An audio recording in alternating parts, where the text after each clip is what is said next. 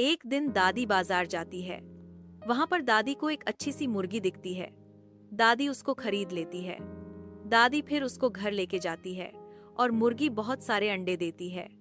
एक दिन मुर्गी अंडा नहीं देती है। दादी गुस्से में आके मुर्गी को भगा देती है। मुर्गी रोल्टे एक शेर में जाती है। वह पे चॉकलेट के ट्रैक देखती है। फिर ट्रैक में सारे चॉकलेट खाती है। फिर ट्रैक वाले अंकल गुस्सा करे तो रोती है। फिर लाइक सब्सक्राइब नहीं किया बल्कि